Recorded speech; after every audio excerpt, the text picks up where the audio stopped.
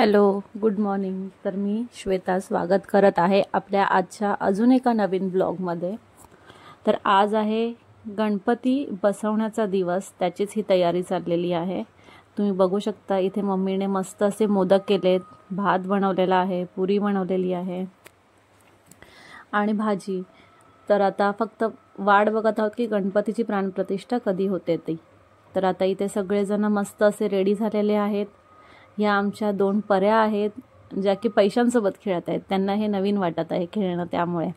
इथे ही आमची वहिनी आहे जी की थोडाफार स्वयंपाक राहिला होता तेच करत आहे. मग सर्वजण इथे पूजेसाठी बसलेले आहेत. यावेळेस पूजेसाठी मी आणि सचिन बसलो होतो. फायनली पूजा संपन्न झाली आणि आरती झाली. आरती झाल्यावरती घरात एकदम असे प्रसन्न वातावरण तयार झाले होते. खरंच गणपती बाप्पा येण्याने आपल्या घरातील वातावरण अगदी आनंदाचे आणि उत्साही असते. त्यानंतर आम्ही घरातली पूजा संपन्न करून दादाच्या ऑफिसमध्ये गणपतीची प्राणप्रतिष्ठा करण्यासाठी निघालो. हे आहे आमच्या दादाचं ऑफिस.